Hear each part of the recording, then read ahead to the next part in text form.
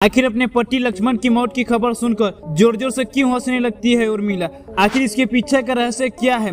आज हम इसी के बारे में जानेंगे। लेकिन उससे पहले अगर आप हमारे चैनल पर नए होंगे तो चैनल को सब्सक्राइब कर दीजिएगा ताकि आपको ऐसा ही महत्वपूर्ण जानकारी मिल सके। तो चलिए वीडियो को स्टार्ट करते हैं। जैसे कि हम सभी जानते हैं कि रामायण काल में भगवान राम को 14 साल का वनवास तय हुआ था। उनकी पत्नी सीता ने सहज ही वनवास पर जाने की स्वीकार कर ली थी। वही बचपन से श्री राम की सेवा करने वाले लक्ष्मण ने भी भगवान राम की सेवा के लिए वनवास जाने के लिए तैयार हो गए और अपनी माता से अनुमति भी ले ली। तभी लक्ष्मण जी संचोग करते हुए अपनी पत्नी उर्मिला की कक्ष की ओर बढ़ रहे थे और सोच रहे थे कि मैंने तो माता से तो आशीर्वाद ले लिया, लेकिन उर्मिला से क्या कहूँगा, मैं उसे कैसे समझाऊंगा।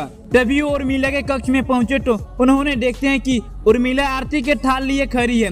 उर्मिला लक्ष्मण जी से कहती है कि आप मेरी चिंता मत कीजिए, आप अपने भ्राता की सेवा करिए, क्योंकि सबसे बड़ा धर्म है कि आपकी सेवा में कोई बाधा ना आए, इसलिए मैं आपके साथ जाने की जिद नहीं करूंगी। ये सुनकर लक्ष्मण जी प्रसन्न हुए और कहे तुमने तो मेरा सारा संचोग दूर कर दिया। इसी के साथ उर्मिला ने एक दीपक जलाया और कही कि मेरे नाक के सांसों को कभी बुझने मत देना। इसके बाद भगवान राम, माता सीता और लक्ष्मण 14 साल के लिए वनवास पर चले गए। उनके पीछे उर्मिला एक तपस्वी की भांति अपना जीवन व्यतीत करने लगी। बता दें कि उर्मिला भी 14 वर्ष के लिए नींद में चली गई थी। दरअसल इसके पीछे का कारण है कि जब लक्ष्मण जी हर समय भगवान राम और माता सीता की सेवा में लगे रहते थे, इसलिए उन्होंने नींद की देवी से वरदान मांगे थे कि उन्हें 14 वर्ष तक नींद न आए, ताकि वो सुबह हो या रात हर समय अपने बड़े भाई की सेवा कर सके। नींद की देवी उन्हें ये वरदान देने के लिए तैयार हो गई, लेकिन उन्होंने कहा कि आपके बदले आपके किसी करीबी को सोना होगा, और ये काम संभाला उनकी पत्नी उर्मिला ने। कहते हैं कि जब लक्ष्मण और मेघनाद के बीच युद्ध हुआ था,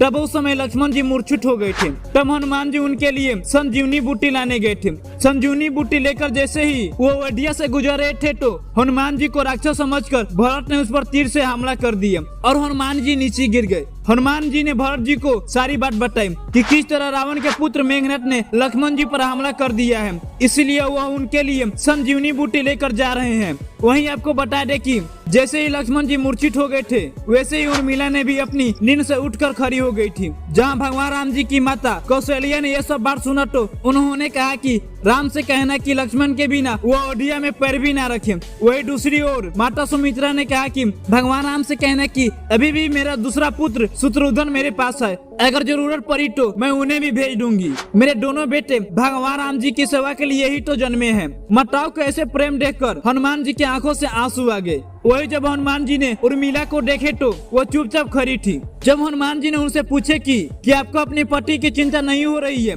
तब उन्होंने कहा कि हे हनुमान, मैं भला क्यों चिंता करूं? मेरा दीपक कभी भी संकट में नहीं है, तो मेरे स्वामी कैसे संकट में हो सकते हैं? और वो हंसते हुए तो वहाँ से चली जाती है। जब हनुमान जी संजीवनी बूटी को लेकर वापस लंका गए तो संजीवनी बूटी से लक्ष्मण जी ठीक हो गए। तो वहीं उर्मिला ने भी अपने भवन में जाकर सो गई। रावण को हराने के बाद जब भगवान राम, सीता माता सभी अयोध्या वापस आए तो उन्होंने कई वर्षों तक अयोध्या में राज्य किए। तभी एक समय उपरांत अयोध्या में काल देवता भगवान श्री राम से मिलने आए। उन्होंने भगवान राम से विनती की कि हमें खाली स्थान में वार्तालाप करना होगा। अगर इस वार्तालाप के बीच कोई आ जाए तो आपको उसको प्राण लेना होगा। इसके बाद भगवान राम और काल वार्तालाप करने लगे और उन्होंने पहरेदारी के लिए लक्ष्मण को कक्ष के द्वार पर खड़ा कर दिए। तभी वहाँ पे दुर्वासा ऋषि भगवान राम से मिलने के लिए आ गए। लक्ष्मण जी ने जब उन्हें रोकना चाहा तो उन्होंने कहा कि मुझे भगवान राम से मिलने दो, नहीं तो मैं पूरी अयोध्या नगरी और उनके वंश को श्राप दूंगा। तभी अयोध्या को उनके श्राप से बचाने के लिए लक्ष्मण जी स्वयं उस कक्ष में प्रवेश कर गए। तब उन्होंने देखा कि भगवान राम और काल वार्तालाप कर रहे हैं। काल वहाँ से अचानक गायब हो जाते हैं। तब उसके बाद भगवान श्री राम को ना चाहते हुए भी अपने भाई लक्ष्मण को राज्य से निकासित करना पड़ा।